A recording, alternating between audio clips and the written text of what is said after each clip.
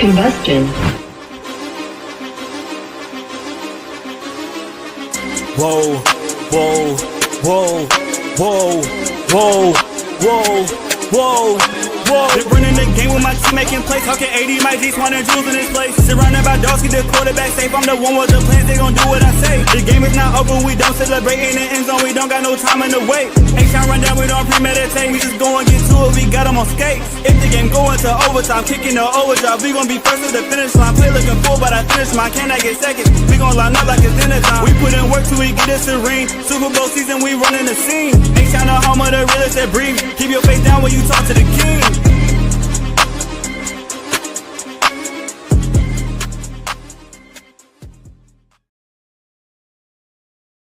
What up, y'all? Welcome back to another episode of the H-Town Rundown. This is your boy AD, and I got my co-hosts in the building. We got Clayton, and we got Jules in the building. How y'all fellas doing on this wonderful, wonderful Friday night?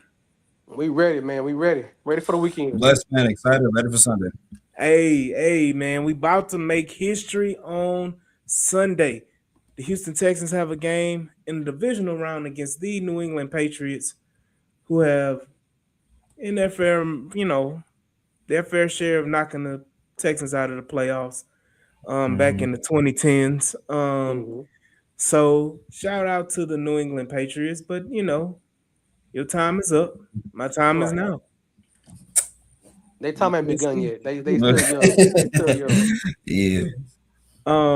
But definitely, what are y'all initial thoughts on us playing New England? And how do y'all feel about the game right now? Go ahead, Clayton. Oh, you would do that. You bum. Man, listen, man. I've been taking it on the chin all week from New Englanders, man. And that's why I told you go first. That was right there. Listen, I've been community noted. I've been stalked. I've been hoodwinked, led astray, run amok, all those things. Listen. It's all in good fun though. But no, man. There's a lot of overconfidence from the New England side of things. Whereas the Texans, man, we don't try to bother nobody. We just know what we know. We know that the Texans have been playing back against the wall, high pressure football since week 3. We know the story. Started off 0-3, then 2-4, then 3-5. Quarterback got concussed, missed 3 games. Your backup comes in. Basically, your equivalent of Nick Foles goes 4-0 total. We should not be here, but we are.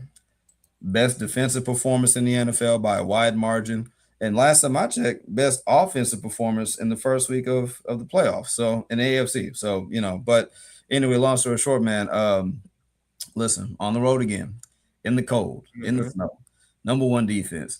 CJ, what you gonna do about it? That's all this boils down to is CJ Stroud, I guess, versus the entire state of Massachusetts is what I understand it to be. And the NFL and half of Texas fans.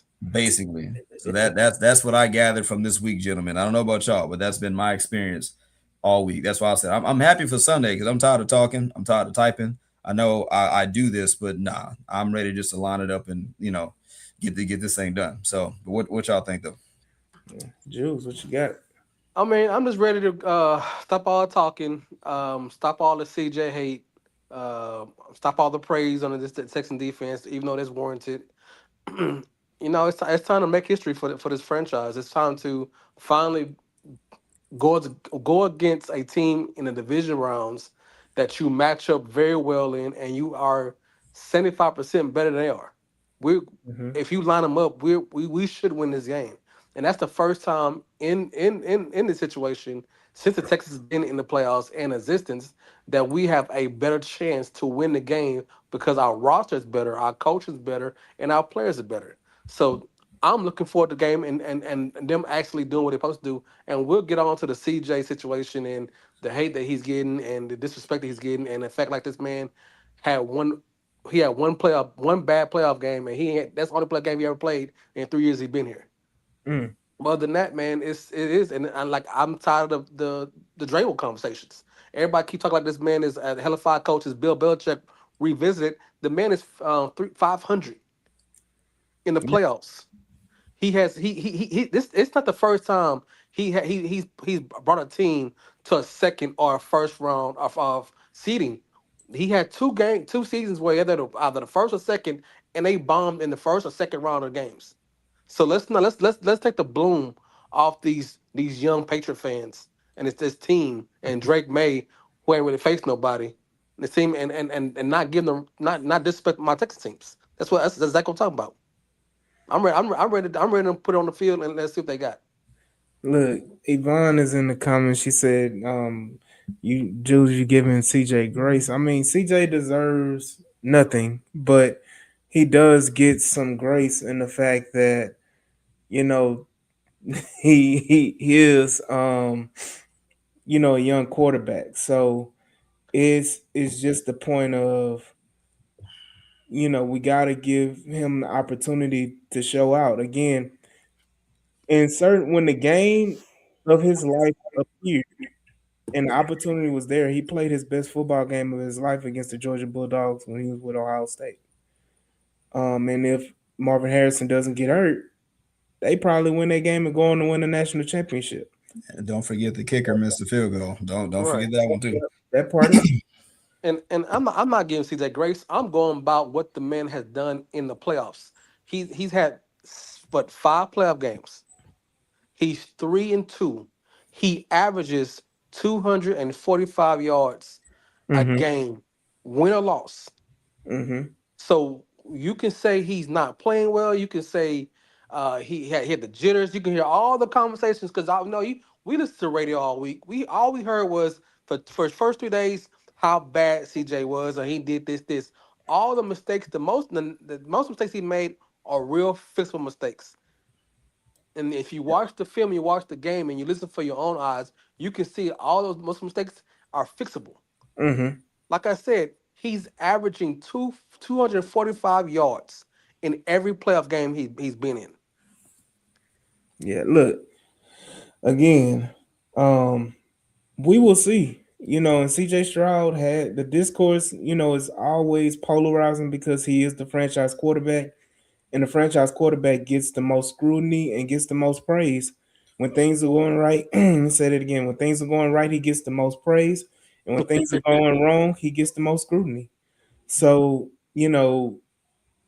we got it. He has to take the good with the bad, but I need him not to be in his feelings. I made this analogy about CJ Stroud being a child playing Madden football Hmm. on the game. Like he I is forgot you said that. emotional in Yeah. that sense that he has to get out of that. He has to get out of that being upset and getting in his own way. So if CJ Stroud just gets out of his own way, he plays better. This team can do any and everything they want to do. Um, Can I make an Astros point real quick? Go ahead. An Astros analogy. Again, both of y'all probably have heard this, Jules. Maybe you, I don't know, but of any Astros fans that are also here, and I hate to say it, it made me sick to my stomach when I thought about it. CJ Stroud kind of got a little bit of Farmer Valdez in him. And the reason why I say that is Mm, because it's not, and you got to remember, there are two conversations about Fromber. It's the ultra toxic side, where it's like, does he even like his teammates? Like, is the organization tired of him? Like, that's not CJ. CJ is one of the most loved players in that locker room. He's a leader. Like, dudes genuinely love being around him. Like, that's not what I mean. mhm, It's the sudden, AD, you said it. It's the sudden emotional and mental meltdowns that happen with CJ out of nowhere. Anybody mhm, who's followed Framber Valdez and watched a single one of his starts, or anyone that he fell off a cliff, specifically last season, he can no hit you for like 4 innings, look dominant, look like one of the top 3 best pitchers in baseball. All of a sudden, this man hits 3 batters, walks the bases loaded, gives up 2 grand slams, and then hits his catcher. Right? That's the kind of stuff he would do. And you're flabbergasted because you're like, how do you go from being so great 1 minute ago, 1 inning ago, to all of a sudden you're not just in a rut, you are in a pit of despair and you cannot bring yourself out, at least not for this game. mhm, So when I think of CJ, and to Jules's point, it's not like CJ's done this every game of his career. No, but it's the timing of it. It's Yeah, the fact that he's shown better. it It's the looks better. fact, but it's just the fact that when it goes wrong for CJ, it's rarely ever like a little minor mistake. It's like he picks the most destructive things to do, like Yeah. throwing a pick at the goal line when literally anything you could have done was to go down, like would have been great. You could have took a sack. You could have took one of your 15-yard sacks, and you would have still been in Kami Fairbairn, field goal range, right? So these are the things that concern me in one game situations where we know the defense is going to show up, just like with Fomberg. He has outfielders behind him. He has basemen to do the work. But it starts with you on the mound, mentally being the guy your teammates can trust from moment to moment. Mm-hmm. Well, That's why I said it's the little Fomberg in him to me. but it's even that it's hypersensitive, hyper. When people are take them this defense is so great, and I'm not taking anything from defense, but we are very hypersensitive that the CJ is going to be the reason why this defense doesn't work. And that same thing happened with the Ravens. The same thing happened with Tampa Bay. The same thing happened in '85 Bears. You focus on the weak link, and right now, and like I said, I'm not going to sugarcoat it. CJ's play last week was the weak point of this offense. Mm-hmm. But it's a lot of pointing because everyone is so open arms about, oh, he's gonna waste the defense, and you have to get this young man time to play, and he has shown that he can come back. He Mm-hmm. has shown that he can make the plays, even after all the conversations we had about Monday night's game. The cat still made the plays to win the game. So to your point, he was Dr. Jekyll, Mr. Hyde. There we He go. would, he would have those, brain fart, plays, that turnovers, and then he would go and dot up Christian Kirk, two or three times in that game, Higgins. and hit, Higgins and hit these guys all over the field, and you know, it's kind of a catch-22 with it. So it's like, damn if you do, damn if you don't, with CJ Stroud. But I look at it again like this: he's the most important player on the offense. Correct. And and I agree, Larry, Peyton, he's gonna be just fine. The expectation for CJ and versus anybody else on that offense, the level is the discrepancy is huge. In the fact that CJ Stroud expectations is for him to be perfect. I don't know if many people watched the movie Remember the Titans. Um, they want CJ Stroud to have the Herman Boone mentality, to be perfect in every aspect of the game, and he can't do no wrong. And I don't want to take it here, but I'm gonna take it here because it's the Uh-oh. H-time rundown. If CJ Stroud was Drake May, or if CJ Stroud was Justin Herbert, if CJ Stroud was Trevor Lawrence, the grace that he would get would be very, very different. And the conversations that are being had would be very, very different compared to what he is. Because I will say this: there was a lot of discourse with Davis Mills, and it still is a lot of discourse with Davis Mhm. Mills. It was on Monday. So Yeah. On the X. Sure was. the problem is that Davis Mills expectations are low, Mm-hmm. but people prop him up to be more than what he is.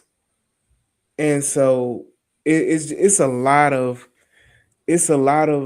discourse in the fact that, again, I'm gonna just flat out say it: if CJ Stroud was white, we would not be having as much discourse as we would, because Drake May has had a CJ Stroud game frequently I was in New about to say England, plenty. and yet he is an MVP candidate. So, but again, the discourse right now, and I hear you, Eddie Jack, is just the point of, he does. Everybody knows he doesn't have to be perfect, but if he's not, the discourse behind it is going to be crazy. He's terrible. If CJ Stroud is not 29 for 29, 350 yards and 4 touchdowns, what do people do? They're going to point out those. If he's 25 for 32, they're going to point out them 7 incompletions. If one of those incompletions was an interception, oh my God, he threw an interception. He can't do that. He's terrible.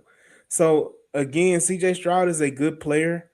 I just think that the he's going to be just fine. He's not going to play as terrible as he played against the Steelers. And I think the discourse has to calm down because at the end of the day, y'all same people that's been riding CJ like hell and giving him a whole bunch of shit. I need y'all to stay on that same side when he makes a game-winning touchdown for us in the Super Bowl in California. Man, look, bro. Here's my thing Stay about over there. bro. AD is crazy. It's like you read my mind. So Hold on. One oh, yeah, thing go ahead. I want to add is that there's a difference between being critical and having a conversation about his play on the field, Mhm. and then there's the people that add all the extra stuff to it. Right. Sure. You know what I mean? Like the crying and he's soft and he's this, he's that. Everything outside of football that doesn't apply to what is actually going on the field. Like if you want to have a conversation about his play on the field, that's it. And again, Right. we talked about the emotional side that plays a factor into it too. But let's not have that discourse that is the sole reason that makes CJ Stroud. So go ahead. Well, no, man. I was gonna say this. It's like you read my mind. I said it literally earlier. Now I didn't go to the black and white of it earlier today to myself, but I did think literally word for word what you just said was Justin Herbert is glazed right now, as the kids say. The glaze Ain't is done ripping. nothing. Trevor Lawrence, he's sitting at home right now. Ain't I done still nothing. got Jaguars fans hopping in conversations from whatever they came from off of their couch. The glaze is immaculate, right? For guys who've accomplished far less, right? I didn't even go to the racial part, but like you said, if you swapped the records and kept everything else the same, make Justin Herbert undefeated in the wild card, give him like a 150 to 36 margin of victory, like the Texans kind of do, right? Give him the accolades, give him the winning percentages. This man would be considered a top 3 quarterback right now. They would say give him a lifetime contract in Los Angeles, right? That's even before the racial side of it, anything like that. I literally thought of that because, and to bridge to my next point, brother, I think it's a lot of manufactured outrage. Like a lot of these talking points come from the national talking head, the pundits, right? The first things first and the undisputed. And there's no disrespect. Like they study, they're journalists, they go to school, like they do the research, but you just start hearing the same things over and over and over and over and over and over and over. And then what happens is these things trickle down to the social media space where just a bunch of bot people going around just saying the same things, not critically thinking, right? Like not thinking for themselves. And then there's a CJ Stroud who's done nothing but no playoff football since he's been drafted out of Ohio State. Like it's a lot of manufactured narratives. They got to sell their stories. They got to sell their episodes, or else they don't have a show. They do it. What you can say is, that you've made an impact when they do try to tear you down, because that's what they do to everybody who they build them up to tear them right back down again. They did it to Jordan. They still do it to LeBron. They did it to Curry. They did it to Kawhi. They did it to Kobe. They did it to all the all-time greats who had to break through that glass ceiling. They did it to them. If CJ Stroud was sorry, they wouldn't talk about him. They don't talk about Will Levis. No disrespect.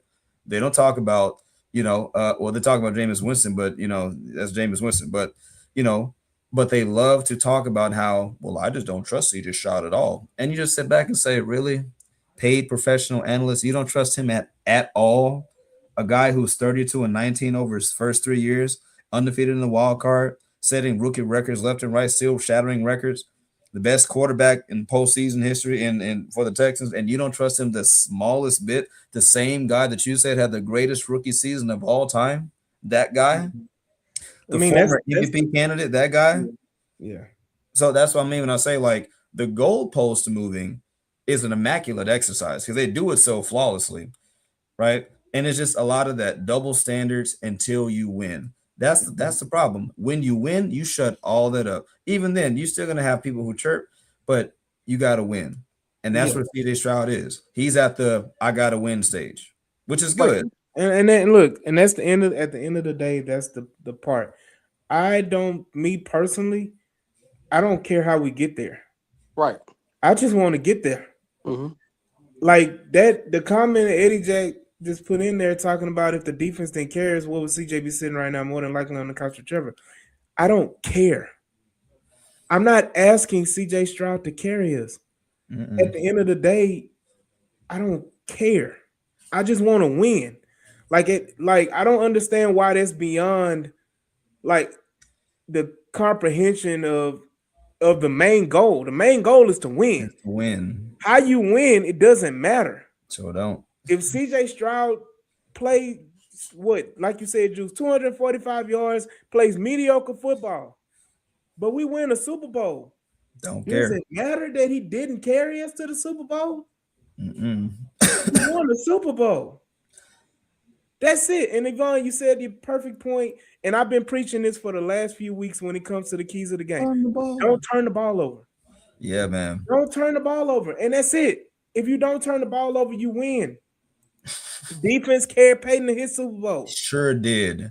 Right. And 2015. Sure and like did. and we're not glazing over his mistakes. We're not saying CJ He has to be better. He has to be better. We all know he has to be better. As AD said, I'm the biggest CJ fan, and as everybody know, I wanted CJ when everybody wanted Bryce. Mhm. So I'm not giving him excuses. I'm not saying he didn't play well. I'm not saying that he's perfect. What I'm saying is, don't go down the rabbit trail only on a negative take when you talk about a player. These players can come back and have better performance. These players have a history of being good, are good enough to win ball games. Davis Mills won 3 games. CJ and the way he plays with this offense won the other 7. And And look, we've beaten better teams than New England. But we get wrapped up in these negative stories that's fed off by clicks, likes, and prescriptions that they want to keep feeding us. You're not thinking for yourselves, oh, we gotta beat this drum. We all know no one's voice is more important than anybody else's, and we know everybody got the same voice. Everybody want to be on and say, yeah, CJ's bad. I get it. He had a bad game. But we're in a place where we're going to a division round where we are favored. The first time ever favored while we beating this drum to death. look, I know that it's hard to satisfy people, but it be your own people, dog. Yeah. It be your own people, dog. And Yeah. I'm not trying to, go crazy on it. I know we need to move on off this topic, but it's a polarizing topic, It is. and it's something that has to be discussed. But at the end of the day, if you take away the 2 fumbles and you have that same stat line that he had against the Steelers, I expect another blowout. I expect another 30-6 game against the New England Patriots. I mean, Like we still won 17-6. Even if you take away the 2 defensive touchdowns, we won 17-6. 17-6. Yeah. And that right there is still a dominant performance on the road in Pittsburgh. Mm-hmm. So, it's just the point of, yes, the defense have carried a lot of teams, to the Super Bowl. And they have won teams won Super Bowls because of it. So again, I just want to win a Super Bowl. I just want to win. I don't care about nothing else. I don't care nothing y'all got to say. CJ could go 0 for 25. And if he run the game winning touchdown in, I'm excited. Because we going to somewhere we ain't never been before. I don't think people realize that we're being overcritical and we're not realizing where we are. Mm-hmm. We are at a point where we're about to make history with the Houston Texans. History.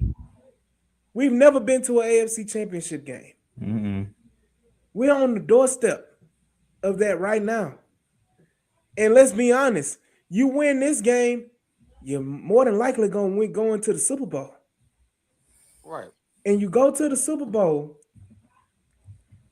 a place that nobody thought that we could go 3 years ago to make history as being the greatest turnaround in ever, NFL history ever. ever. That you were a team that nobody wanted to, we were disgust. People would look at us with disgust. And now you're on the doorstep of getting to an AFC championship game and a Super Bowl. Take what you have in front of you and cherish it. Because at the end of the day, I guarantee you we wouldn't be here if CJ didn't play. Yeah, that's If true. CJ wasn't our quarterback, and I know it's some that will say, man, we could have done this with any quarterback with our defense. No, the hell you couldn't. The same Davis Mills that brought you back against the Jaguars is the same one that barely got out of Tennessee. The same Davis Mills was the same leading quarterback that had the same Nico Collins, same offensive line struggles, all of that. And I understand we've progressed as the season gone on, but don't take this for granted. We say it all the time. If CJ Stroud would have played the Broncos game, we would have won. Because we were leading when he got out. Right. When he got knocked out, we were leading the game. If nothing else, he was feasting on that secondary. Boy, Dalton Schultz is about to have a career game. So again, we're on the precipice of a AFC championship game, and CJ Stroud is going to be our quarterback that leads us to this game, to that championship. So to the Super Bowl. Appreciate it. Appreciate it. That's it. And you can, again, we can be critical when we talk about his football play. That's fine. Sure. All that extra, come on. And look what you got here. Oh yeah. And Keep so I'm gonna pause it right here because that's enough of the negativity. Now we about to talk about trash. But I do want to mention everybody that's watching, we at the H-Town Rundown have 2 tickets that we're going to give away to the NRG or Houston Texans watch party at NRG. So what I need from you guys to do is I need you to hit the like on the YouTube or Twitter. I need you to screenshot it, and I need you to go ahead and send it to me or Clayton on Twitter in our DMs. And share it too. And share it. Share it. And don't ask us to click a link on a podcast. Don't do that. No. So Don't do again, I just need y'all to go ahead, and I'm about to drop it down here so y'all don't, be confused. Y'all go ahead and y'all will hit this link right here. Not link, but y'all see it right here. The H-Town Rundown. You got Clayton's handle, the H-Town Rundown handle, my handle. Y'all go ahead and y'all do what y'all need to do, and we will give away these 2 tickets. Subscribe, of course, Yvonne. Subscribe to the podcast. You got to be a subscriber to the H-Town Rundown. We're trying to get to 1,000 people. Look, we've been here long enough. Get us over the hump. Let's get to 1,000. And so again, man, we're giving away 2 tickets. All we ask is for you to be a subscriber to the podcast, like, share, follow us on all platforms, and send it to us in the DM, and we're gonna select the winner. The H-Town Rundown is one of the few podcasts that frequently give away tickets to games, that frequently give away tickets to, especially the Texas side. We give tickets away to games, we give tickets away to training camps. We're giving tickets away to watch parties. We want you all. And the Rocket side, we've also given away merchandise. Lord, I'm stumbling over my words. We've given away merchandise, and we've given away tickets to Rockets games. So all of these things we're about giving, and of course, we just on the back end of the time of the season of giving. So again, we want y'all all to be swarming with us at NRG. So we're giving away 2 extra tickets to that watch party, so y'all can be in NRG and celebrate like Jules and Clayton were last time. So yes, we were, man. It was a damn good time. Man, look here. Except for the Pittsburgh Steelers fans that snuck in there. But there was a bunch of those. They would cry most of the game. Oh, Then they started crying at the 4th quarter. Oh boy, what?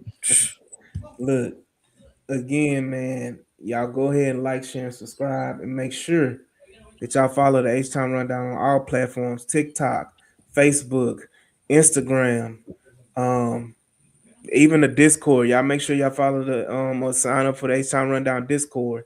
We're on Patreon as well. Y'all go ahead and follow us on Patreon and sign up to our Patreon.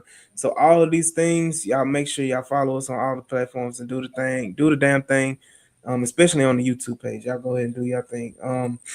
So with that being said, we can move on to the next topic.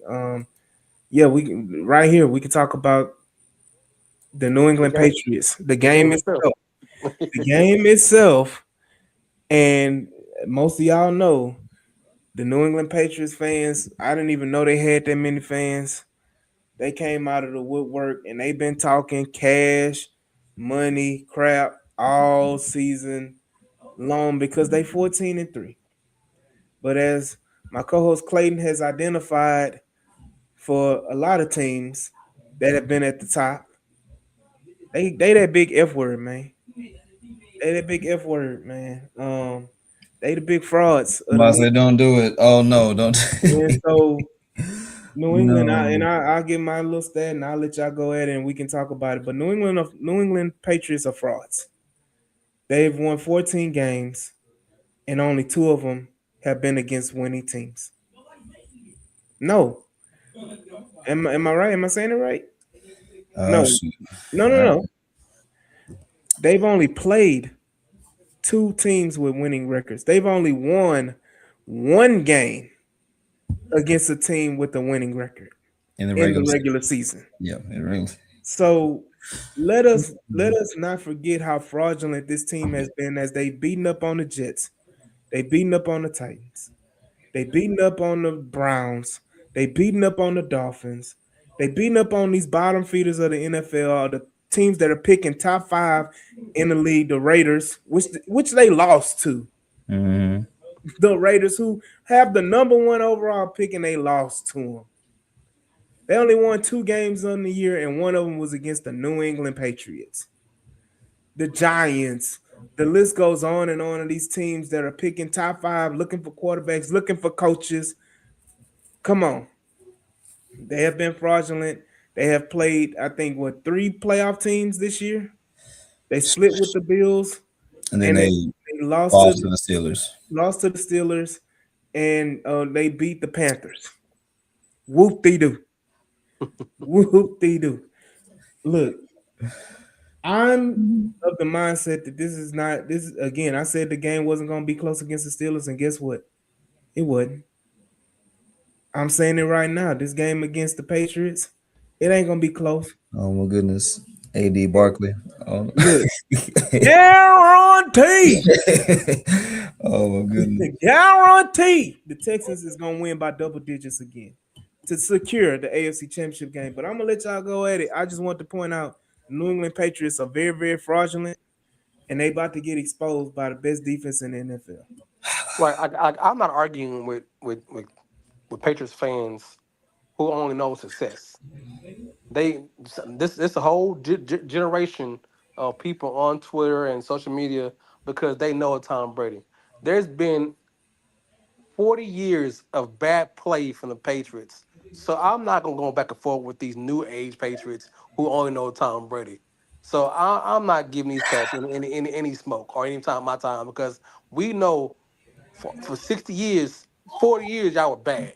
Y'all were one of the worst teams of all time. So let's not glaze over your entire history when you just want to bring up your history of what you are now. Look, go ahead, Clayton. I know you. Do you want to solo it out? I'll let Look, you ISO it. nah, bro, don't do it. Don't get me in trouble. No, man. Listen, bro. Jules asked me before the stream, did I go scorched earth on the Patriots? I think y'all just did it for me. Look, the horse has been beaten, battered, resurrected, killed again, beaten again. I saw somebody in the comments say this. Their schedule is one of the weakest we've seen in probably the last 10, 20, 30 years. Like 30 years. it's you the most staunchest Patriots fan has to understand that these things matter in conversations. It's easy to dunk on your little brother. It's easy to win a swimming contest against middle schoolers, especially if you're Michael Phelps. But when you got to jump into deeper waters and face other Olympians or better Olympians, right? This is objectively the best defense that they will have seen all year. And if they get past us, if that you will see, the only comparable defense I'd give credit to the Seahawks, Yes. right? I'll say the Seahawks defense, then maybe the Broncos or whatnot. But this is the best unit you're going to see against the CJ Stroud that I don't think has still had his offensive coming out party the way that, the things have gone. I don't think so. So you're talking about a Patriots team who's clinging or who's looking rather for any shred of validation they can get. I told AD this, like, I think this is where we messed up because we have overvalued who the Chargers are as a franchise right now. I think a bunch of this who brouhaha is because they finally struck some type of gold and said, hey, look at that. We're not as fraudulent as y'all say because we beat a playoff team. Y'all beat half of Justin Herbert with one hand. You beat a third of an offensive line. The only thing that you can say is that you faced your first top 10 scoring defense all year. And even then, your scoring output was cut in half. You scored 16 points. And you were 0-2 in the regular season when you scored under 20 points. You just faced the Chargers who couldn't punish you for scoring under 20 points. Hell, we scored 14 in the first 5 minutes against them. So with that being said, you're moving up in weight class. That's what you're doing. See, this is why, look, to fans of Floyd Mayweather, maybe you'll appreciate this or hate it. I don't know. This is why I can't call Floyd Mayweather the GOAT. You know why? Because, yeah, you got your undefeated record, but against who?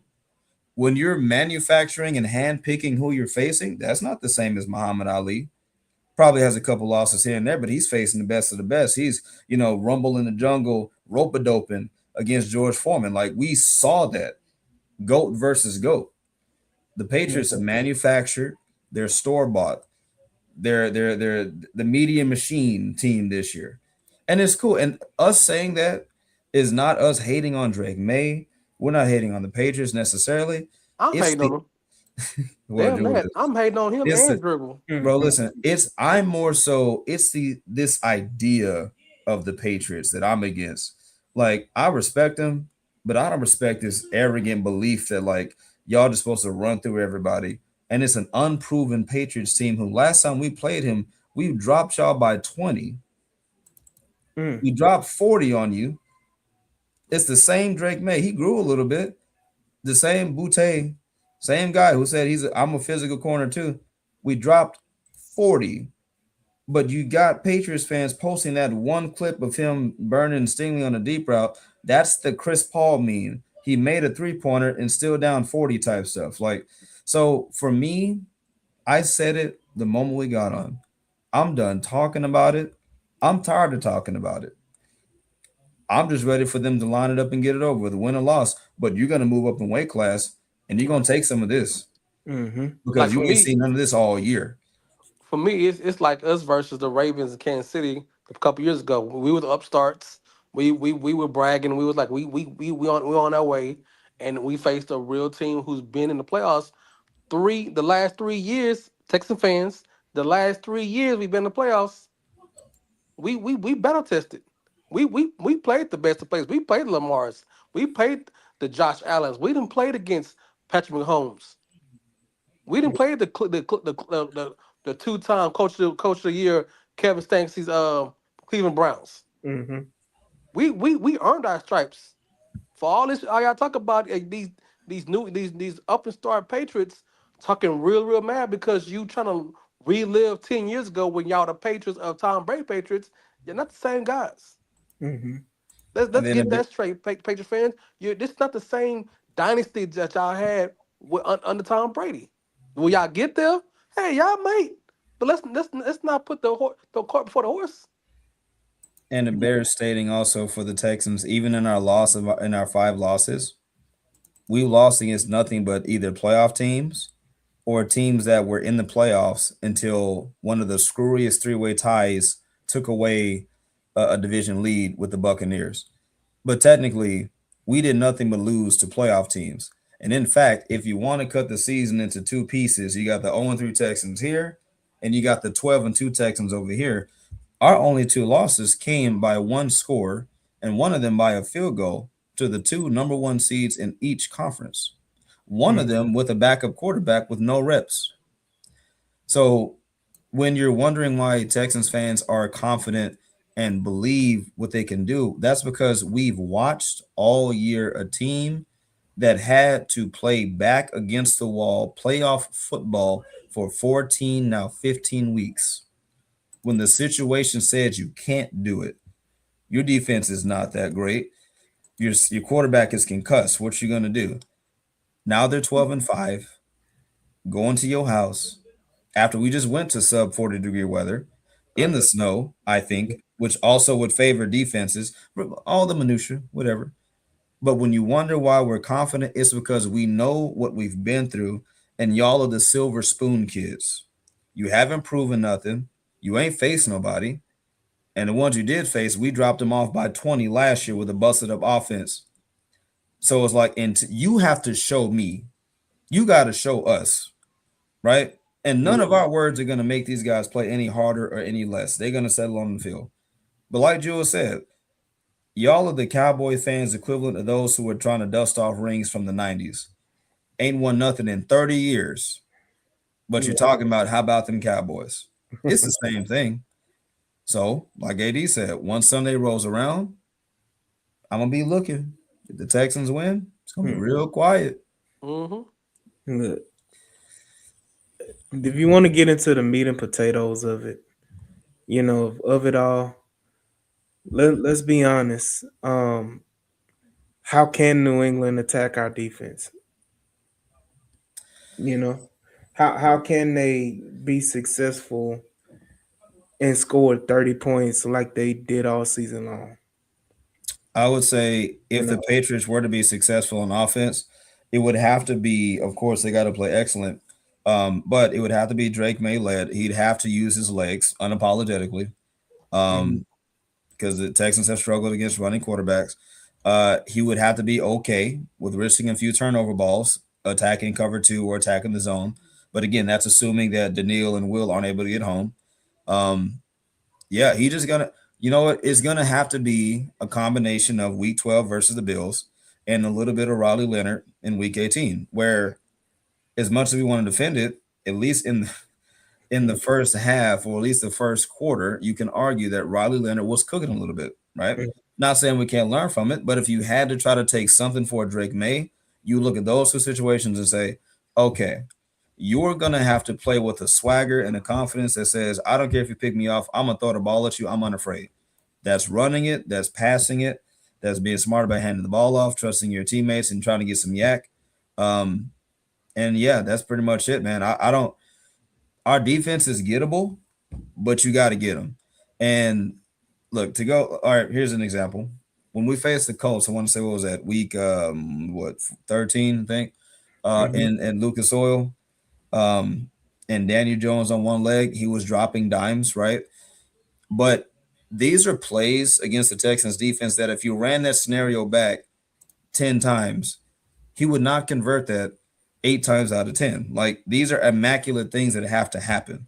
mhm. So if you're a Drake May, running the ball yourself, attacking deep, taking shots, but then the ball kind of got to bounce your way a little bit. You're going to need some of those kind of screwy things to happen, a tip ball here or something like that to get this defense. Like a James Cook long touchdown run that happened because I think Miles Bryant or somebody missed a tackle. Mhm.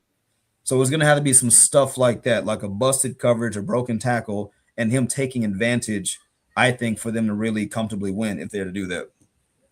Yeah, Jules.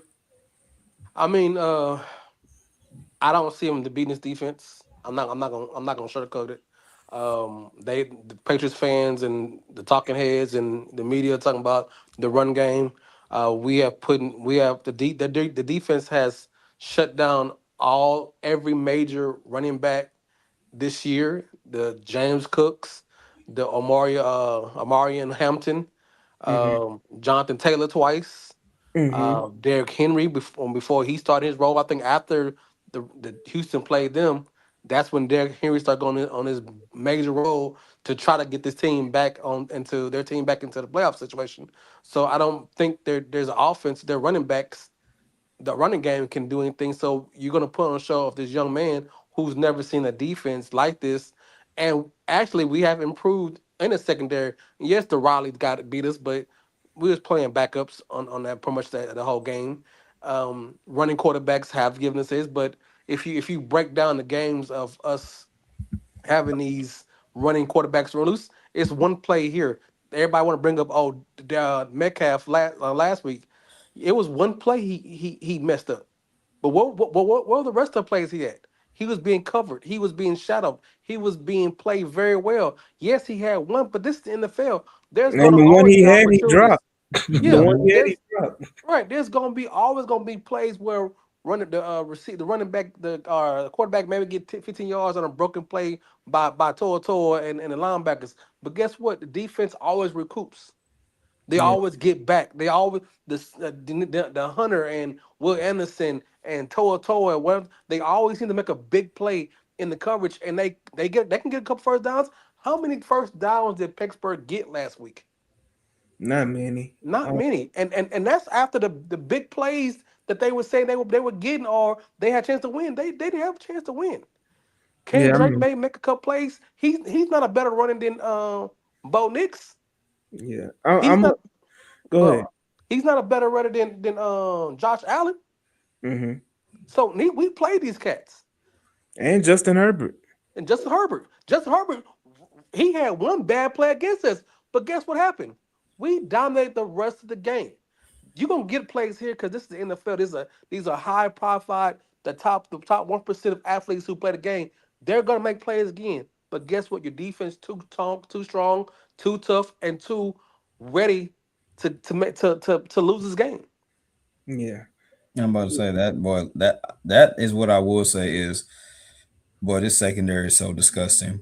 They're sitting there having conversations in the bro. Listen, y'all saw the video. They were getting on the field talking about, okay, if you get a pick, what you gonna do? If you get Right. a pick, what you gonna do? I'm gonna run. I'm gonna go down. Like when you have a defense that's confident that it's morphed into its own type of like thing on the field. Like, listen, when you have a defense that's basically a pseudo offense and they believe that they should dominate you, play in and play out, the question does not become will you make plays. The question becomes, matter of fact, oh man, see, I don't know if y'all wrestling fans, I don't know, Go but ahead. there was an old school wrestler by the name of Taz. I don't know if you remember him, Hmm. and he had this expression, he had this saying, right? Oh my gosh, it was like, win if you can, survive if I let you, right? Mm-hmm. Like, and it's kind of like that, where it's like when you're talking this Texans defense, they wear you out. Wear They him out. they grind you down. And Wear it's him like out.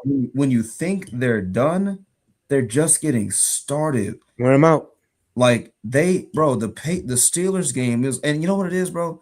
I believe this Texans defense has another gear. And what I mean by that is like, think about it.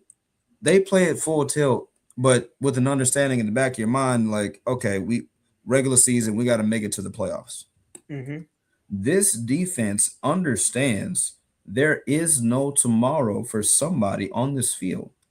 So this is like the purest form of this defense that you're going to see, where any reservations, any withholdings, any savings accounts, anything that they were not dispersing onto their opponents in weeks 1 through 18, that is gone now. It is empty the tank and go full tilt. I don't know if we've really seen that version of the defense yet. We saw some of it against the Steelers, but it's like, I just don't know what else this defense can do when you tell them to go hunt because there may not be a next week. Hmm. That's where they're at right now.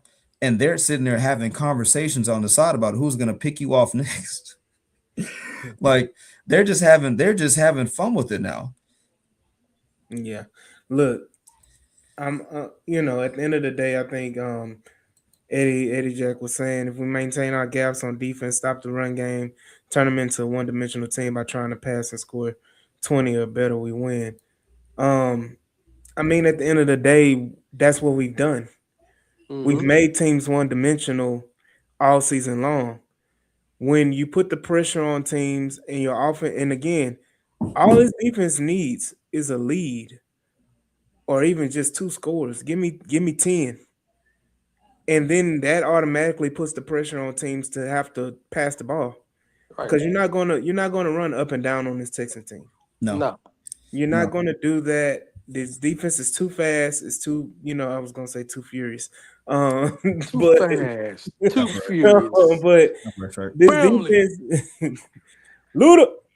But this defense is too, all over the places. They're everywhere you look at it, and that's the one thing the Steelers were gonna hold their hat on, is that they were gonna try to run the ball. Yeah. Because they were able to do that with Gainwell and I keep forgetting 30's name. What's He's Not Ramondre, no, I'm talking about for the Steelers. 30 still, oh, I'm sorry. 30. Warren. Warren. Warren, yeah, Jalen Warren. So that was their calling card, and their hope was that they were able to run the ball effectively enough that the short passing game was going to open up for them. That didn't happen. Again, Drake May running for 50 yards is not killing this defense. Correct. So You don't get him hurt. I'm again, not gonna lie.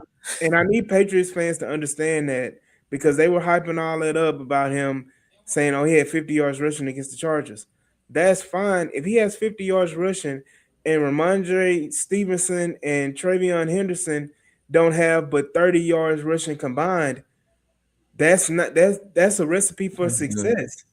That means that you have to sit back and drop Dre May back freaking, was it 40, 50, 40 times to pass.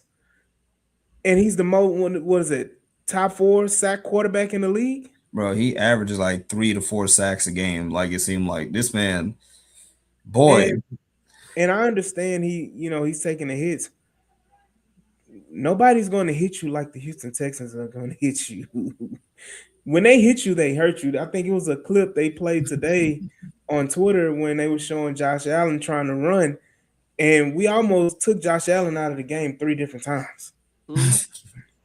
Okay. I remember that, man. Let us not forget that Justin Herbert almost came out of the game against the Texans. Boy, the ref saved, boy. The ref saved. First of all, Josh Allen saved him. We sacked. Okay, we want to go to these running quarterbacks because we named the ones we played. We sacked Josh Allen 8 times, right? We sacked Justin Herbert 4 or 5 times, right? It should have been 8 or 9. Should have been 9 or 10. Should have been 8 or 9. They got, I think 4 of them got called back. Who's the other running quarterback we played? Baker Mayfield. Baker Mayfield. We sacked him, I think 3 or 4 times. It should have been 5 by Todd. Exactly. That would have ended the game. We wouldn't even be playing the Patriots right now. we would have been in the Patriots probably would have been coming to us. Right. But it's just the point of, we made Trevor Lawrence, who's another running quarterback. We sacked him multiple times. And with that one, they'll bring up like, oh, the Jacksonville Jaguars scored 29. Special teams gave you 14 of it. Yeah. We really held out 15 points. Right. So, we gotta really, really, really take heed to what's going on and what's about to happen. Right. So, and again, Frank said it, the Chargers got Drake May 4 times. The Chargers ain't got Will Anderson, and they got Daniil Hunter. They ain't got Archery. They ain't got Sheldon Rankins. They ain't got freaking Oos, Tommy T. They don't have the defensive line that we have. And the Patriots' offensive line is food. So, and I know we're talking a lot about the defense because that's the major key of the game. Mm-hmm. That's the major key of the game. We just need C.J. Stroud to not turn it over. Literally. Oh, yeah. And before because we're going to go to the offense. I understand. But Diggs is not going to beat us. No. What receiver going they have that can threaten us? That's a real question for me. I want to know where's these great receivers that's going to beat this defense. Where's the DK Metcalf they have that's going to beat this defense? What's going to happen most likely is they are going to try to throw it deep. Emmanuel Ultra called it the whole shot, right? Drake May is going to try to hit the outside of the numbers on you, right? Hit the pockets and the cover 2s or the zones. But it's not going to be some kind of gaudy, 8-catch, 175-yard, 3 touchdown game. It's not going to be that. It's No. going to be an attempt at accumulating stats across those three. Diggs probably the possession guy, Kyle Williams and Butte the deep threats or whatever, or the deep intermediate. And they're going to try that. And I can see, and what's going to, I can see Lassiter getting him 1 or 2 this game because they're going to try it. Like they're going to test the secondary. I've never seen so many people saying, "Hey, let's throw it at Stingley because he's not good in coverage." Like, okay, I hope y'all do believe that. I do. I hope you do. Please throw it 50 times. Please test this secondary with probably 3 to 4 all pros on it right now. Please do that. So again, I just think that we're talking about a team that struggled to score 16 points against the Chargers. This defense is light years better than the Chargers defense. Mm-hmm. I don't see the Patriots. You know, the Texans didn't allow a touchdown against the Steelers. I don't see them allowing a touchdown against the Patriots. Ugh. So I mean, we'll get down to the prediction talk in a second. But offensively, again, like Yvonne said in the comments, we just gotta control the clock and run the ball. That's it. And we did a good job last game. Last Surprisingly. game we ran for, I think they said 160 something yards, if I'm not mistaken. Mm-hmm. I think Woody ran for 119, Chubb ran for 48, so it's like 160 some yards, 167 yards if I'm not mistaken. And somebody said last week he think Woody Marks can go for 150. Right, I know, but he didn't. So Hater. the week before that, in the season against the Colts, I think we ran for like 140 something against the Colts with Jawar Jordan and British Brooks. Mm-hmm. The week before that, we ran for over 120 yards rushing. So every game in the last 4 or 5 games, we've been progressing more and more, running the football more efficiently and effectively, which then again takes the pressure off of CJ, where he doesn't have to make every pass.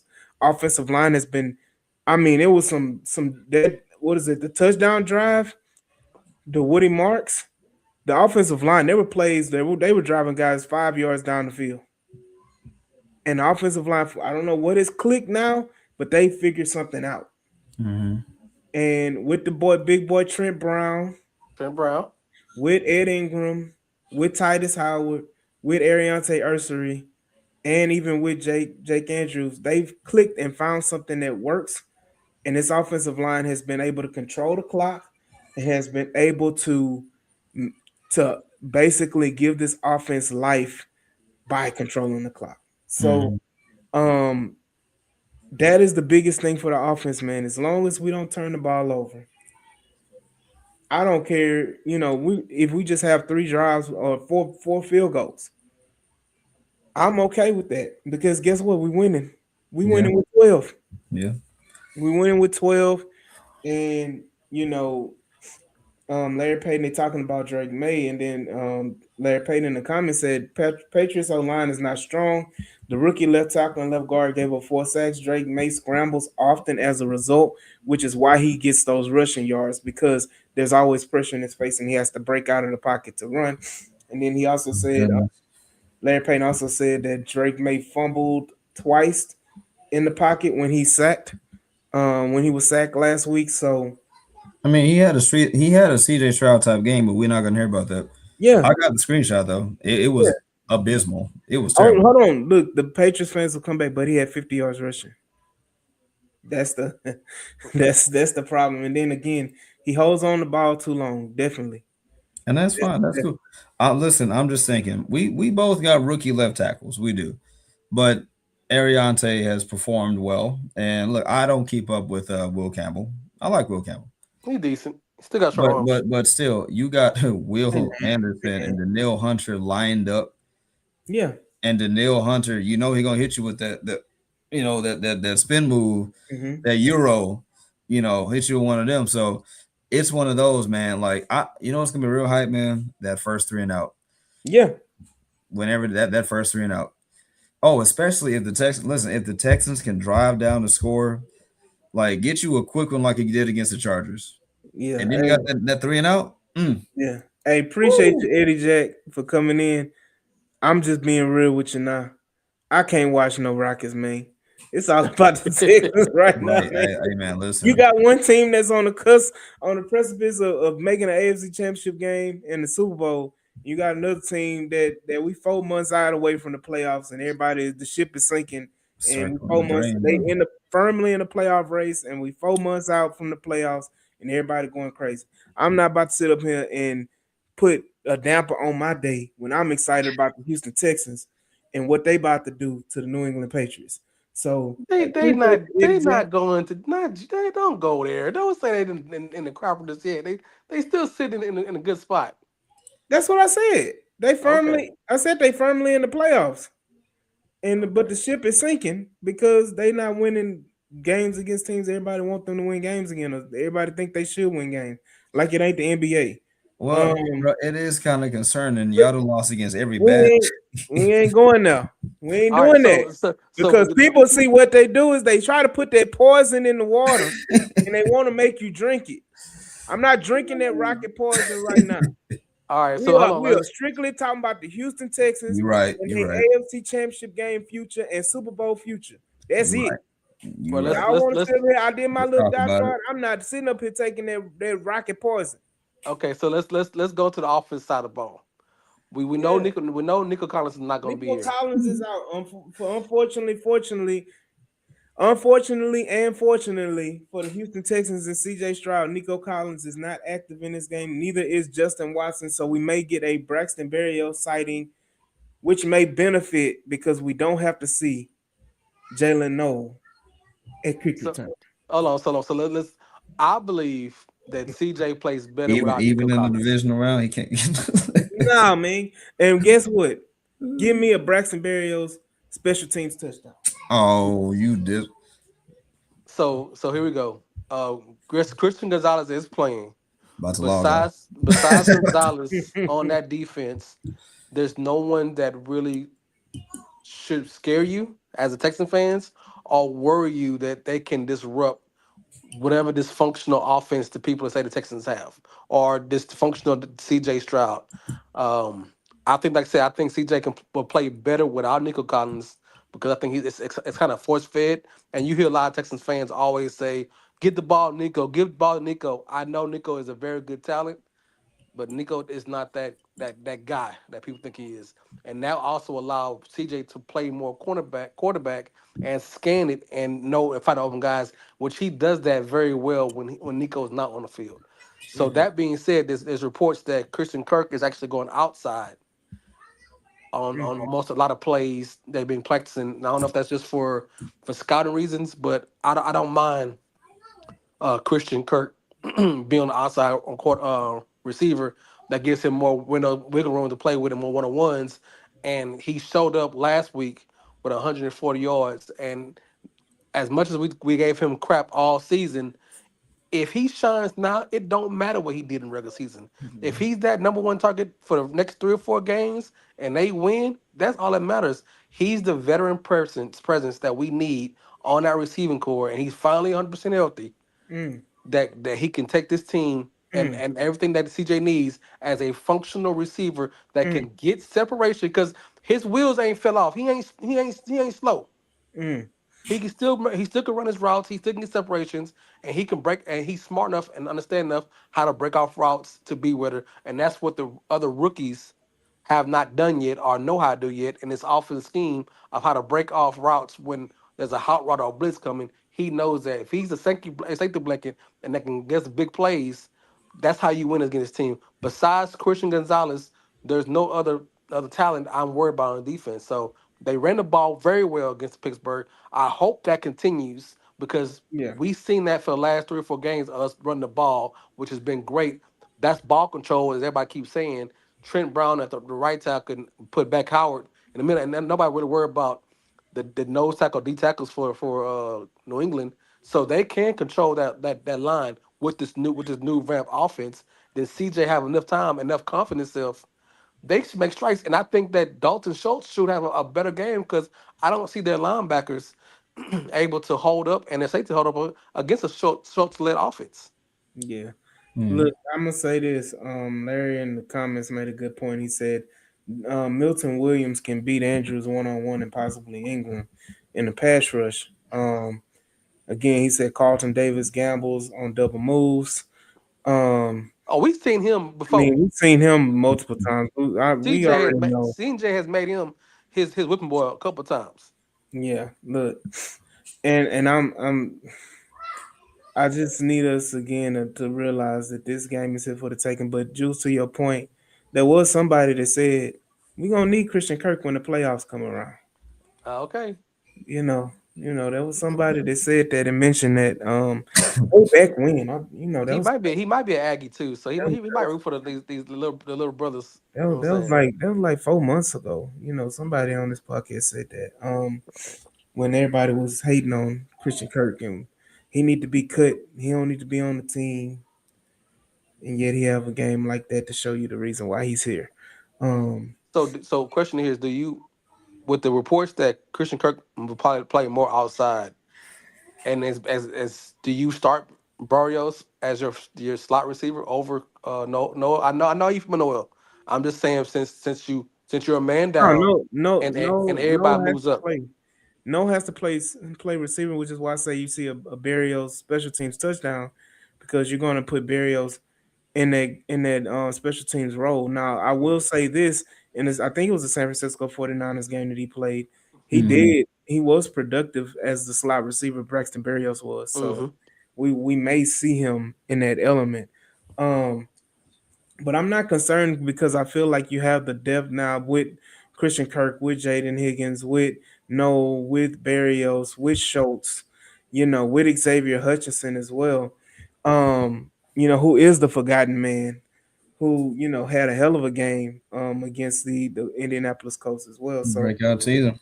it's just he had a hell of a game against the Ravens too. So I just need us to, realize that last year and the year before, it was Nico Collins and nobody else. Yeah.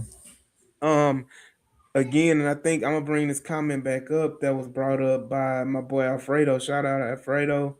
Let me find it. And he said, where is it? Where is it? Yeah, he said, is it just me? But when Nico Collins isn't on the field, CJ Stroud uses the other wide receivers more. Um, I, Absolutely. I I just said that. I know. I know. That's why I brought it back up. Hmm. Because you don't have to. There is no one guy that you have to force the ball to or feel that you have to feel the need that you have to get the ball to. So take advantage of it. That's why you see Christian Kirk go off when Nico Collins is not in the game. Hmm. That's why when Nico Collins is having a lackluster game, you see a guy like Christian Kirk go off and you see Higgins get passes and you see Xavier Hutchinson get catches. So you're going to see more players involved in the offense. Again, one of the weaknesses on the Patriots defense is that they can't cover tight ends well. Don't Dalton they Schultz, you're up. do they run a 3-4 or a 3-3? What does Vrabel run? I thought he was north towards for a 3-4. I Yeah. think a 3-4 against this team, I think advantages us Mm-hmm. because you're not facing four linemen all the time. You got to pick which linebacker going to blitz here and there and which one pressure. But it's easy to diagnose because you first you see three, and then you can also, okay, who's gonna be coming. You can see it easier coming the way than just having four straight up forward. Then you got, okay, you take him, you take him, you take him. Yeah, yeah. They You, they run a 3-4. So their starters are Christian Barmore, who's a good D tackle, DN, Milton Williams, who's good as well. I don't know who Kyrus Tonga is their nose Mhm. tackle, and then you got Milton Williams. I mean Harold Landry and Caleb Von Chason. who's been a big disappointment since he came to the league. Yeah, but he's a little resurgent. He's a little Hmm. resurgent. Okay, With the Patriots, so you got to give him his credit where it's due. I'm not. Um, I am, man. He's had a decent season, a good season. So again, they're not to me. They're not dangerous. They're not dangerous enough to make me concerned or offensively or make me feel like we can't do certain things. Correct. And again, like you said, they run a 3-4. They run a true 3-4, and they're very they have a good run defense supposedly. Um, but I Well, feel like we're going to be able to handle that. I mean, you pretty much said it. I mean, if you're going to isolate, like you said, rush defense, okay. I'm really focused on the pass rush, right? That tells me a whole lot. They're one of the worst pass rush units in all of football. And this is, again, against the weakest strength of schedule in football, right? 3.17 That's what for I'm the saying. season. That's what I'm saying. So it's like, with you being one of the worst pass rush units and your schedule is weak, that tells me CJ Stroud can sit back there and feast maybe. And every time we've seen CJ Stroud be able to stand back there, have comfortable time, and just pat the ball, San Francisco happened, Baltimore happened. Like he just been able to just deal, deal, deal, deal. Mhm. And that's what I kind of see. Unless the Patriots send extra help, I'm not saying that, they'll never get through, right, and win a one-on-one. But again, if everything bears out like the stats kind of say, or as everything's kind of lining up to, CJ could be in line to have a Um, pretty nice day. so Larry Payton is in the comments as well. He said, well, I'll start. Brandon Hollum said, we played a 3-4 in the cold last week. I agree. Then Larry Payton said the Patriots running 34, but played majority of 4-2-5 last week. He said New England brings a lot of 6-man pressure. Edges are just jags. Defense is good in short yardage. Lots of zones, so middle of the field is open. And And for and CJ loved the middle field. Mm-hmm. That's one thing he loved the middle field. And then without jumbo package, your six versus our six, there's people gonna be open. So So you once got to. again, I I think this. lift my That's why head I said I and think this close team, the this eyes. offense has the advantage over their defense, and Blake it's Fisher not need to be me. in the mirror right now, Yeah, just practicing this. Mhm. and not me being just a Texan fan, but being a stud of the game. I think this offense is built to beat that kind of defense. Mhm. Well, and that goes back to why Nico being out is not the disaster that people try to make it seem like, is because this offense is built to just churn. And Hmm. almost it's really when you don't have a guy to force it to, AD, you said it. You see the beauty of the offense in that that's what it's designed to do. It Mhm. just feature the wide open guy. Like that's what it's supposed to do. Now, if you have a Gronkowski, sure, great. But ideally, like no, that's how you get Schultz having a career year. That's how you get Christian Kirk having this career postseason game. That's how you get Xavier Hutchinson, who's been here for 4 or 5 years, who finally has a breakout year in Mhm. this offense, right? Barrios being successful. Jalen Noel got some touches. Higgins, like in a game like this, I'm excited because it's really going to force CJ and that offense to do exactly that. Utilize every single weapon at your disposal Yeah. to beat them, and I think that's when they're at their best. Yeah, absolutely. So again, I think this offense can put up some points. We don't need them to go and be 40 points or whatever. It's not going to be a 25. shootout game. 25. I don't even think we need 25, brother. I just think we need 20, and we got it in the bag. I will go. Speaking of that, we can go right into the score prediction. So Let's do Clayton, it. go ahead and give me yours, and You, then we'll go around the league. Yeah, you always first, man. all right, I got Texans winning, man. Give me Texans 24, Patriots 16. Mm-hmm. I'll rock out that way. Jules. I got 24-6. Mm, So I think 24 is the magic number because I got them winning 24-9. mm, Again, a dominant performance. Right. Big DQ, he got 27-14. 10, Yvonne, she got 1, 21-13. 13. Um, and speaking of that, we got 3 more games that's happening this weekend. Larry Payton said Texans make history. 19, 10. 19 I to like that 10. one. I like that one. Mhm. Yeah, hey, y'all don't remember what was that score in that Cowboys, first game? Billy, Yeah, You tight know, end, Billy Miller. and then you got Frank Z said 24 to 4 to 10 as 10. well. They're telling you that 24 is the magic number. Because Um, it gives you a couple touchdowns and mhm, field goals. Field That's goals. what this yeah. team is supposed to base. Yeah. Maybe a defensive score, maybe an offensive score by CJ or a running game. And then you have the field goals by. And that's what's going to be a good thing to see how he handles the cold air 2 weeks in a row. But Hmm. as long I think anything under 40, we should be good. with the weather Now involved. we gotta chill on that because y'all do realize this man played at Ohio State. Who? CJ Stroud. I'm talking about the kicker. Oh, you talking about Kaimi? I'm talking about Camry.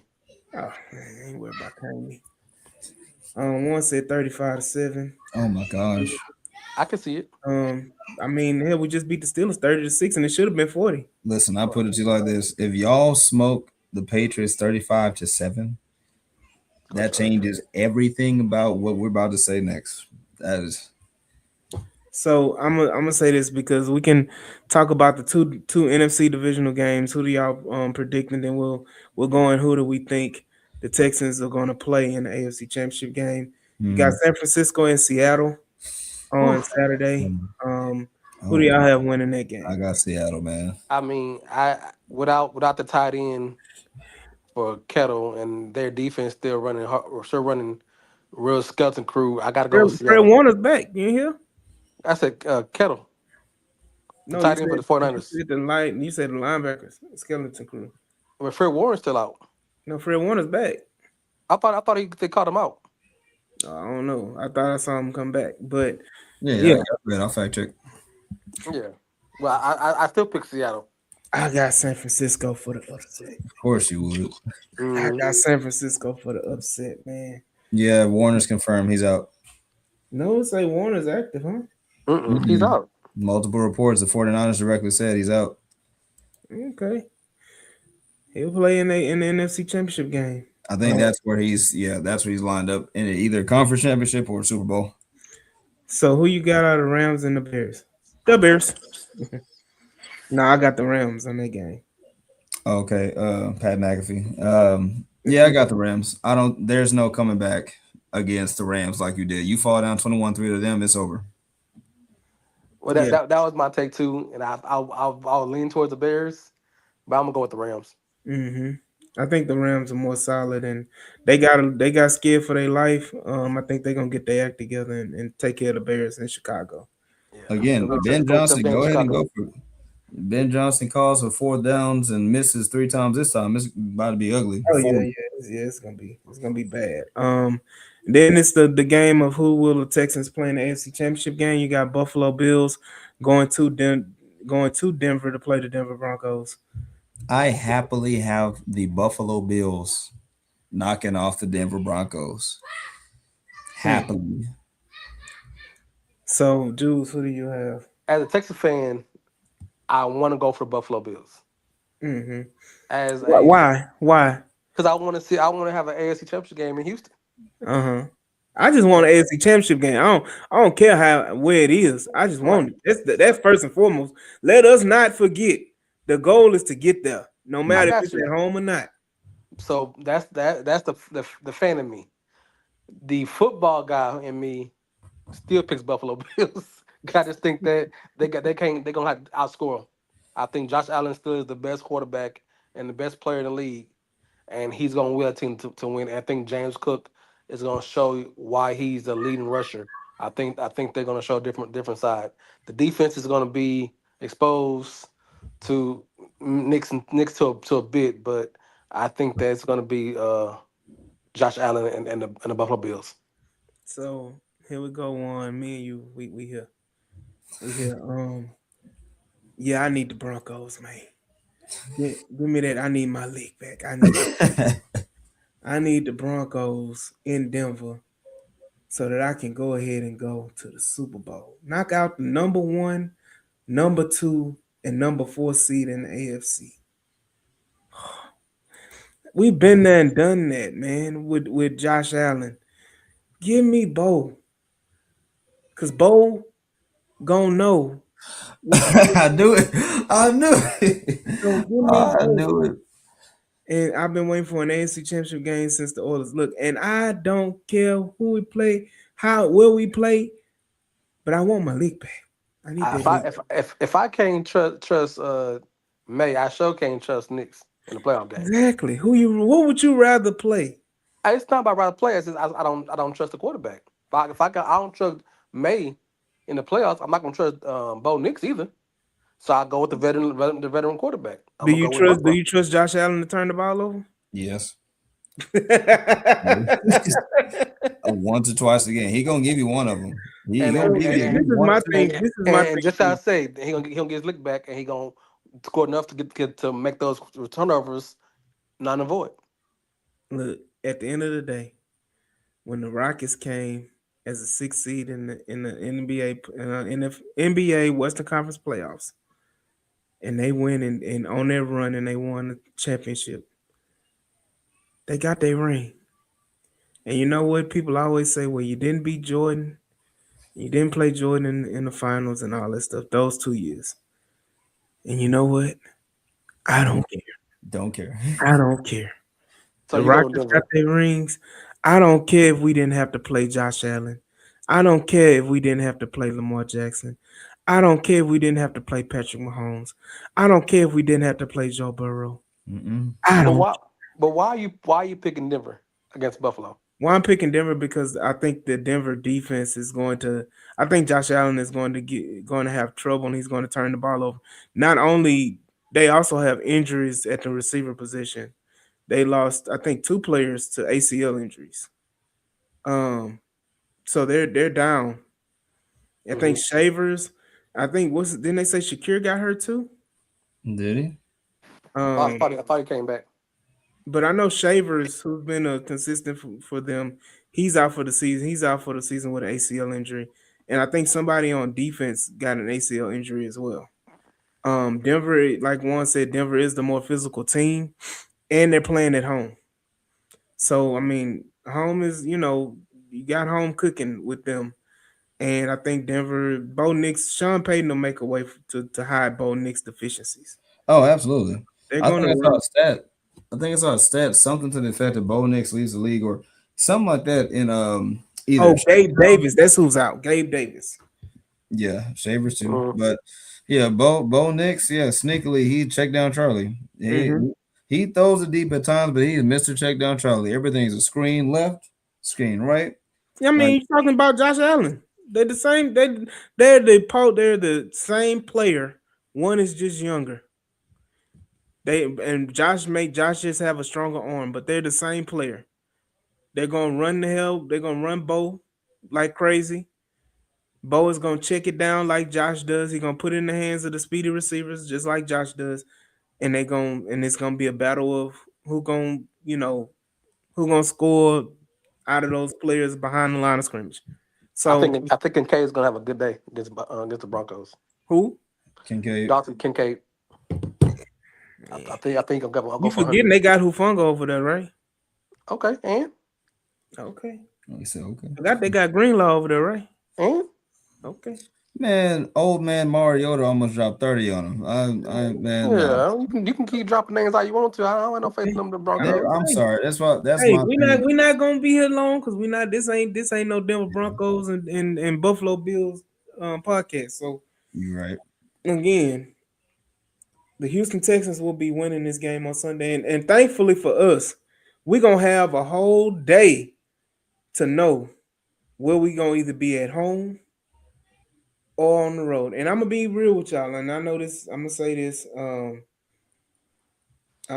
And I don't want the pressure to be on the Texans. And that's another reason why I want Denver to win is because you won't have the pressure. You already have the pressure of making history being in the AFC Championship game.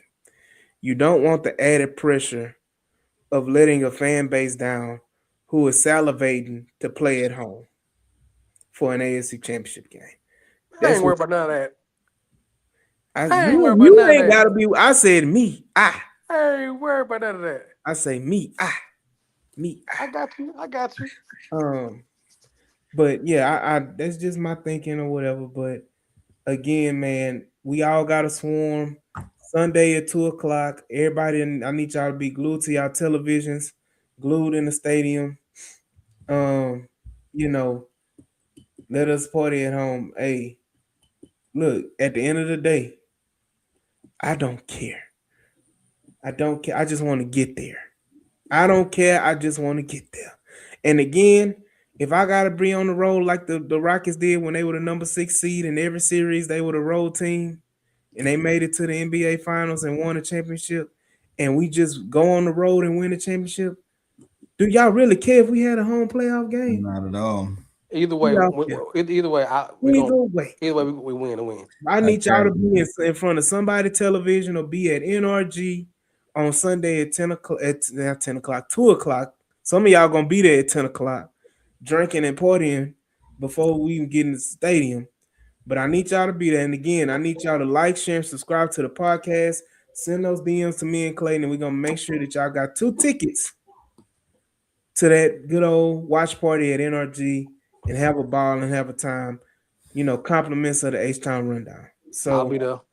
Yes, sir. Jules will be there. Clayton will be there. My black behind will be at home. And I'm not about to switch up and lose any good look. So I need Clayton and Jules. I need y'all to be in y'all same seats that y'all was in. And I need just DQ shout out. Oh, Discord. Let me get the Discord link. And put that in there because they going live right now. Make sure that y'all good old y'all got that good old Discord link and y'all go check out Pastor and the Rockets right now. Are down 22-13. Oh, I mean, okay. So I'm about to put the link here in the chat. So y'all go ahead and make sure y'all go ahead and sign up for Discord. And there we go. So y'all make sure y'all go ahead and click that link that's in the chat. And y'all go ahead and sign up for Discord and follow the Rockets, Pastor and the Rockets as they streaming the game live. So again, y'all make sure it's in the comments of this video. Y'all make sure y'all get it. Y'all see it here. I just want to say Jabari Smith is 0 for 4 from Of field course. goal and 0 for 1. Jules, what did I just what are we talking about? We're not doing that rocket poison. We're not doing that rocket poison. We're not. That's rocket poison. We're not doing it.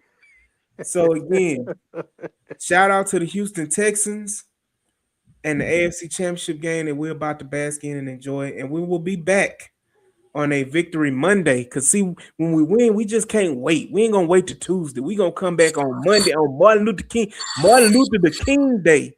We're gonna come back with another fresh episode as we celebrate history and the Houston Texans making it to the AFC Championship game. So again, like, share, and subscribe. Get your 2 free tickets to the watch party, and y'all follow us on all the socials. Shout out to my co-host Clayton. Shout out to Jules. This is your boy AD, and we signing off, and we will see y'all on a Victory Monday. Peace.